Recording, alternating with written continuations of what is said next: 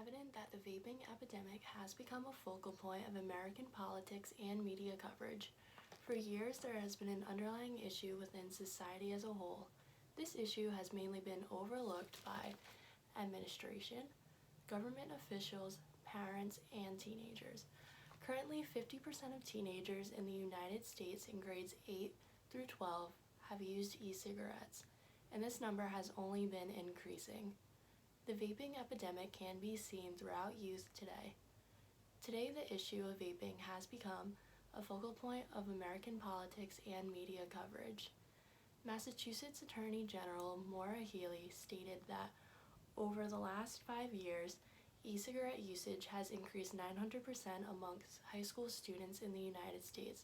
In 2015, almost 50% of Massachusetts high school students reported having used e-cigarettes at least once. In September of 2018, the Food and Drug Administration Commissioner Scott Goulette declared vaping by high school students is an epidemic. So why are teens addicted to e-cigarettes? An increasingly popular e-cigarette device called Juul, which is currently a $16 billion business, is shaped like a USB flash drive. Juul is appealing to teens of all ages since it is easy to conceal in students' clothing or rooms like their bedrooms and bathrooms. Juul's nicotine liquid refills are called pods. Juul is available in several flavors such as cool cucumber, fruit medley, mango, and mint. All Juul e-cigarettes have high levels of nicotine. According to the manufacturer, a single Juul pod contains as much nicotine as 20 packets of regular cigarettes. News outlets and social media sites report widespread use of Juul by students in schools, including classrooms and bathrooms. The mix of marketing and confusion about who was assuring the safety and vaping of products has apparently led to a common belief in young people that these products are safe. So much safe that juuling is common within the younger generations. E-cigarettes produce an aerosol by hitting a liquid that usually contains nicotine, the addictive drug in regular cigarettes, cigars, and other tobacco products. Users inhale this aerosol into their lungs. This is a process called vaping. Nicotine is a highly addictive drug that is harmful. According to the CDC, nicotine can harm adolescent brain development.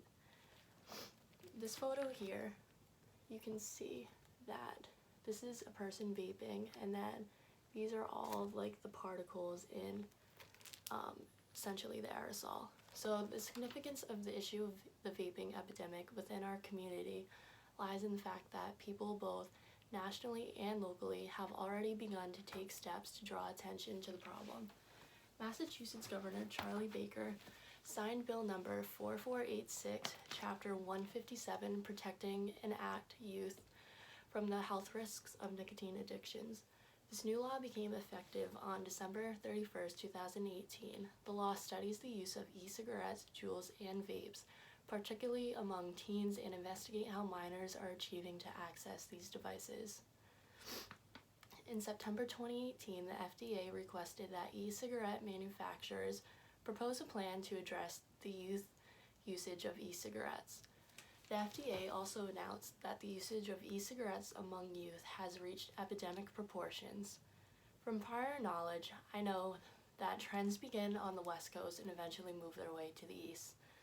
The California Department of Education has learned that vaping has been an ongoing problem in their schools too. The consequences that they have put in practice are confiscation of the device and a phone call from home. This showed me that California is more accepting of the epidemic rather than Massachusetts with a more conservative approach. As of January 2020, measures that have been taken by the federal government to tackle this problem have been increasing the age to buy e-cigarettes or like any nicotine products to 21 rather than 18. Along with smoking, vaping is also banned from public areas such as concerts and sporting events.